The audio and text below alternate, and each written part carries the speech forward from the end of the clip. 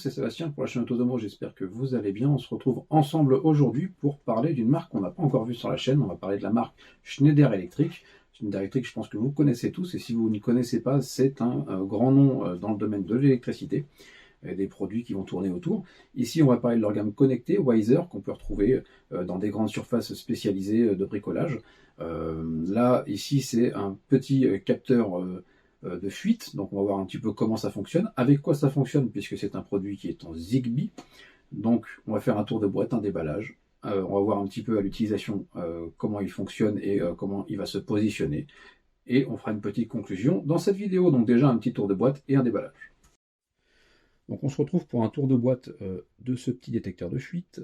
On peut voir qu'il est en IP44, qu'ils annoncent une batterie qui est censée durer 5 ans. Donc on verra ça après à l'usage. Je ne peux pas vous dire déjà, la vidéo ça fait pas 5 ans que j'ai le produit. On voit un petit peu sa forme, et ça on va revenir un petit peu sur les détails de cette forme et les cotes aussi, puisqu'ils sont affichés derrière. Sur le côté, bon, on voit la même chose. À l'arrière justement on va avoir les petites cotes qui sont juste ici. Donc il fait 7,1 de largeur. Il fait 6,7 cm de hauteur et un peu moins de 2 cm de profondeur, il fait 1,9. On peut voir qu'il y a deux piles LR03 dedans, donc du triple A bien sûr, et on a une utilisation entre moins 10 et 50 degrés, ce qui est assez large quand même. Donc pour l'utilisation qu'on va en avoir, et on a aussi les décibels dessus. On peut l'utiliser en utilisation, une baignoire, un robinet, derrière une machine à laver. On peut très bien utiliser derrière un produit où il va y avoir de l'eau et il y a une possibilité de fuite. Alors sur le côté, on revient aux mêmes choses. Là à l'arrière, on vous dit que c'est du Zigbee, donc c'est un capteur de fuite d'eau Wiser. Donc voilà, on a fait un peu le tour. On va maintenant passer au déballage. Alors on va faire un petit déballage de ce produit. Hop, on va l'ouvrir, donc il est juste là. Voilà, donc on peut voir la forme qui n'est pas inintéressante, puisqu'en fait, en gros, donc là vous avez les haut-parleurs, mais en gros, vous allez pouvoir le poser, par exemple, ici, et sur un endroit, derrière, caché. Bon, il peut tenir debout. C'est pas le cas de tous, parce que certains, va falloir les poser un peu bizarrement. Celui-ci, il est à poser directement. Alors ici, on a un petit logo pour ouvrir le cache arrière, puisqu'on est sur du Zigbee, il faut changer les piles, bien sûr. Donc on a un petit logo de tournevis. Ici, on a le petit haut-parleur. Donc voilà, dans l'ensemble, il y a un peu de tout. Et dans la boîte, on a aussi, alors je vous mets la boîte juste là, une petite notice à lire, où vous avez de l'anglais, de l'allemand et du français. Et donc c'est toujours bien d'aller lire un petit peu la notice, voir comment ça fonctionne. Et elle va vous aider aussi après à pouvoir l'installer sur votre passerelle Wiser. Alors bien sûr, on n'en a pas encore parlé, mais pour l'utilisation, il faut une passerelle Wiser pour avoir le système et qu'il soit bien reconnu. Alors pour installer ce détecteur et ce capteur de fuite, il va tout d'abord falloir télécharger l'application Wiser Home que vous pourrez trouver sur l'App Store ou sur le Google Play Store, et donc se créer un compte. Et on passe maintenant à l'étape suivante. Et bien sûr, pour ce capteur, il faudra une passerelle Zigbee de la gamme Wiser. Alors, l'application est très simple et très ludique. Il suffit juste d'aller dans Ajouter un produit. Ici, on va dans Capteur de fuite d'eau, donc tout en bas, et on le choisit. Alors, on va nous demander tout de suite de vérifier si les piles sont bien à l'intérieur du produit. On regarde, on check, et on voit de toute façon, il n'y a rien de compliqué sur cette partie-là. On vous demande d'appuyer sur le bouton 3 fois rapidement au milieu, à l'arrière, entre les deux sondes. Donc on a un tout petit bouton à appuyer. Une fois installé, donc là, on vous demande de placer votre capteur comme indiqué dans le guide d'installation. Vous avez un petit guide d'installation de base, je vous l'ai montré. Il suffit juste de bien suivre ce guide, et comme ça, vous allez pouvoir installer votre capteur correctement. Alors, vous allez pouvoir créer et donner un nom à votre capteur. Donc ici, c'est un capteur de fuite. On peut l'appeler salle de bain, on peut l'appeler comme on souhaite, et après appuyer sur suivant. Alors, il faudra bien déterminer le nom du capteur, de la pièce où on va le mettre, puisqu'en fait, si vous mettez un capteur que vous allez appeler salle de bain dans la salle de bain, ça va faire salle de bain, salle de bain. Donc, vous pouvez très bien l'appeler capteur, et puis après le mettre dans une pièce type salle de bain. Donc, on voit maintenant que j'ai une passerelle deuxième génération. Donc, ça, c'est la passerelle qui va être pour les capteurs Zigbee de chez Wiser. Donc on voit mon capteur de salle de bain qui est juste là. On voit l'état de la batterie.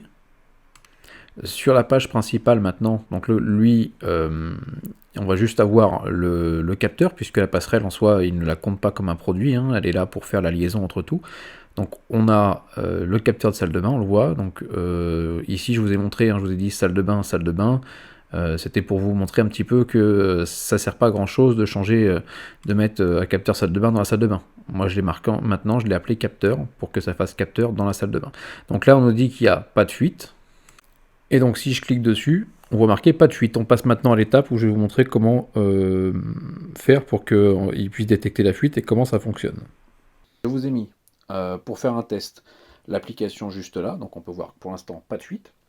Un gant de toilette avec un côté humide, un côté non humide. Là il est sur le côté non humide. Hein, voilà, donc on n'a pas de faux positif. Notre application elle n'indique pas de fuite. Si je le mets ici, bah, effectivement il va nous indiquer qu'il y a de l'humidité puisqu'en dessous on a deux petites sondes. Et donc, si je le laisse dessus, alors hein, il y a un petit délai de latence, voilà, fuite détectée.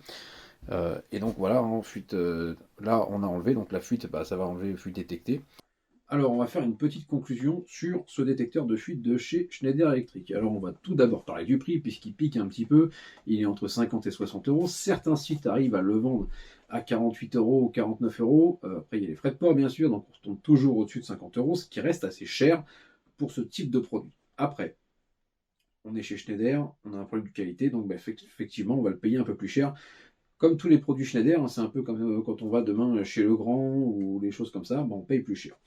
Mais voilà, c'est à prendre en compte au niveau de l'achat. C'est pas un produit qui est jetable, dans le sens où il y a quand même, faut se l'avouer, sur le marché des produits en capteur, en détecteur de fuite, qui, quand on les utilise, ont des faux positifs, voilà, et des faux négatifs aussi. Hein, donc certains sont des jetables, faut se l'avouer. Ici, c'est pas un jeu, enfin pour moi, c'est pas du jetable parce que quand tous les tests que j'ai fait, il m'a détecté quelque chose et j'ai pas eu de faux positifs. On va parler des plus. L'écosystème Schneider, il est vraiment top. Le Weiser Home, ça a été récompensé d'ailleurs l'application CES. L'écosystème en soi est vraiment top. Fonctionne très bien, on peut mettre plein de choses.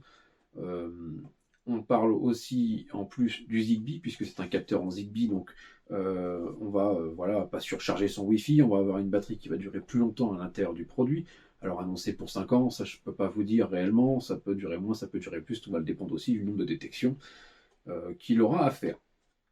Et puis aussi, hein, la sirène qui fonctionne très bien, vous l'avez entendu, elle y va. J'ai essayé de la cacher dans un tiroir, voir, parce qu'on peut très bien le mettre dans un tiroir en dessous, par exemple, un évier, et bah, j'ai réussi à le faire fonctionner, et ça sonne bien à travers, il n'y a pas tellement de soucis, vous allez être prévenu. Et en plus, on a notre application qui vient vous envoyer une petite notification. En point négatif, maintenant on va y passer, le prix, on en a parlé, qui pique un petit peu, qui fait que bah, c'est un peu embêtant de devoir sortir cette somme-là pour un capteur, mais au moins on a quelque chose qui fonctionne. En négatif aussi, c'est pour moi le fait sur les assistants qu'on ait plusieurs services. Alors ça, je parle de Weiser Home en général. On va parler de Google par exemple, on a 4 services pour trouver le bon. J'essaierai de vous en parler dans une vidéo comment, et j'en ai parlé un petit peu, l'installer, parce qu'il faut une passerelle Zigbee, il faut tout ça. Mais il va falloir trouver le bon service par rapport à votre produit sur Google par exemple. Sur Alexa, c'est un peu plus facile. Mais ça, ça, il faut en tenir compte aussi, et je pense que c'est une remontée à faire sur le produit. Voilà, donc si vous avez des questions, n'hésitez pas, et je vous dis à bientôt sur la chaîne Autonomo.